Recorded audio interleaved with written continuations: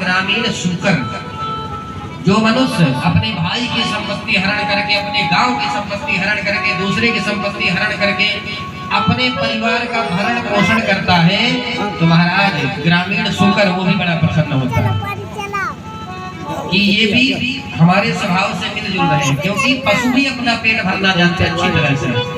आहार आहार निद्रा भय मैथुनंचा समान मेतक पशुभिर नराणाम्। मनुष्य भी भोजन करता है, पशु भी भोजन करते हैं। सोते पशु भी हैं, सोते मनुष्य भी हैं। बच्चे पशु भी पैदा करते हैं, मनुष्य भी करते हैं। तो हम और मनुष्यों में और पशुओं में अंतर क्या हुआ? केवल यही अंतर है कि मनुष्य में वह बुद्धि है कि वह परम पिता परमेश्वर को प्राप्त कर सकता है अपनी बुद्धि और विवेक के द्वारा, और पशुओं में बुद्धि और विवेक नहीं होता। केवल यही अंतर है। तो बोले ग्रामीण शूकर बड़ा प्रसन्न होता है। उष्ट्र ऊंट तीसरा उपमा दी गई।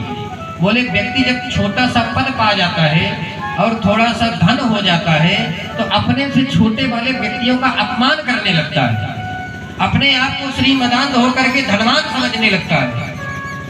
अरे तुम्हारे तो केवल 2 हाथ है भैया, तुम्हारे पास कितना भी धन हो, लेकिन तुम्हारे पास जब 2 हाथ है इतना अभिमान करो। जिसके 1000 हाथ है, अपना हरि है 1000 हाथ वाला, और जब 1000 हाथ वाला छीनना चाहेगा तो 2 हाथ से कितना बचा लोगे?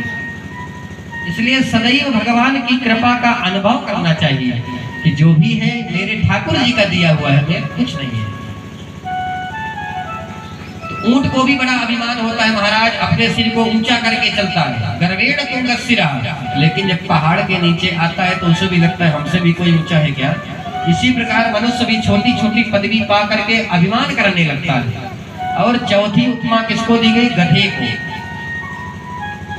गधा पूरे जीवन अपने मालिक के लिए पूरे जीवन मेहनत करता है महाराज, ईंटें ढोता है, सब कुछ ढोता है, लेकिन मालिक क्या कभी गधे को कहता है शाबाश गधे तूने मेरे लिए बहुत कुछ किया?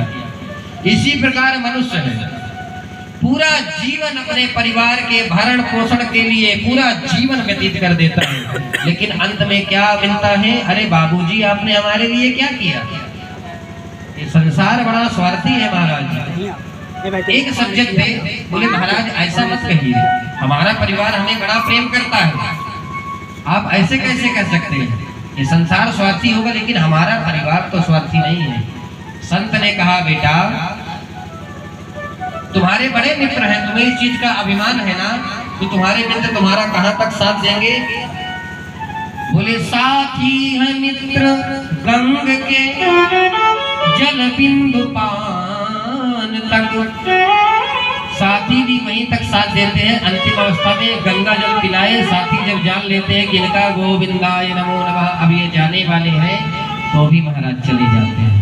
महाराज बेटा हमारा हमसे बड़ा प्रेम करता है तो बेटा भी हक निभाएगा अग्निदान तक। बेटा भी महाराज कपाल क्रिया करता है, सिर में लाठी मारता है घी लगा करके, वो भी महाराज फूंक करके चले आएंगे, वो भी वहीं तक जाएगा। तो महाराज हमारे परिवार के इतने सदस्य हैं, इतना बड़ा हमारा परिवार है, वो तो हमारा साथ देंगे? बोले नहीं, परिवार के सब लोग चलेंगे शमशान तक। वो भी महाराज विदा करके शमशान घाट से वो भी चले आते हैं मुंह फेर करके। तो बोले महाराज हमारी पत्नी तो हमसे बड़ा प्रेम करती है, वो तो हमारे साथ जाएगी ना?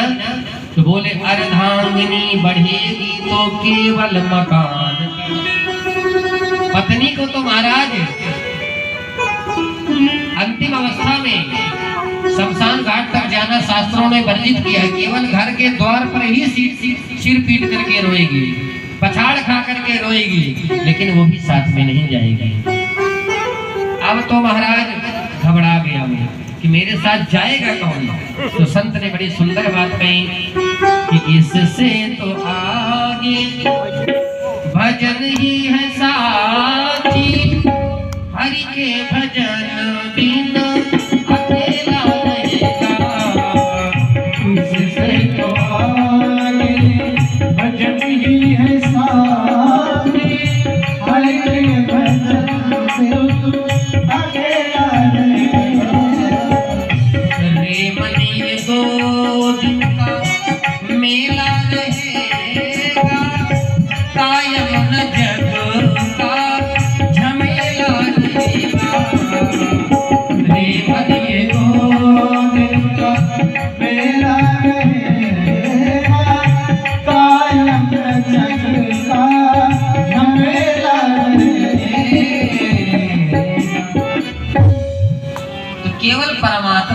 अंतिम समय में हमारा साथ देंगे, बाकी सब मोह माया प्यारे यहीं पर रह जाएंगे।